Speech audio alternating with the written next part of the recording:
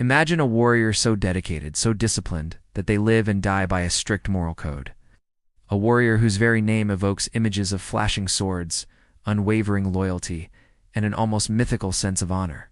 Today, we re-journeying back in time to feudal Japan to uncover the secrets of the samurai and the code that forged them into history's most fearless warriors, Bushido.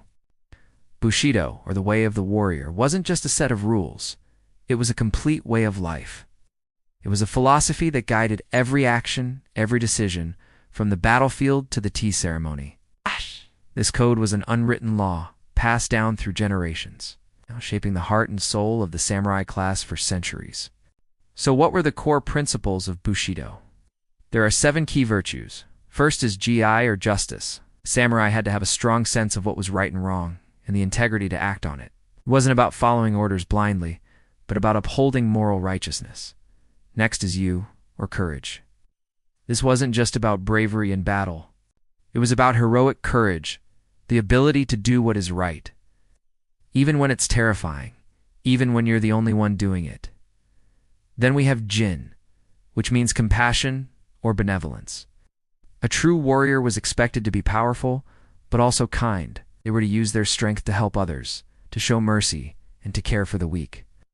Following jin is rei, or respect. This meant showing courtesy not just to superiors, but to everyone. Lightness was a sign of inner strength and self-control.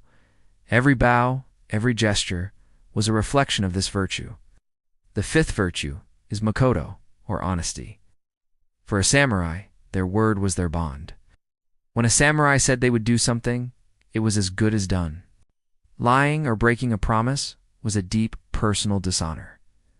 This leads us to meiho, or honor itself. Honor was the most important thing in a samurai's life, more valuable than life itself. Every decision was weighed against whether it would bring honor or shame to themselves, their family, and their lord. A loss of honor was unbearable. Finally, we have chugi, or loyalty. This was the bedrock of the samurai's existence. A samurai owed absolute, unwavering loyalty to their master, their daimyo. They were expected to serve, protect, and if necessary, die for their lord without a moment's hesitation. This bond was unbreakable.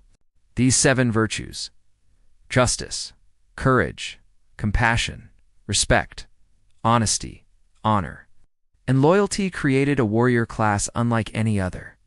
They were skilled swordsmen, yes, but they were also poets, scholars, and artists. They practiced calligraphy and flower arranging with the same discipline they brought to their martial training.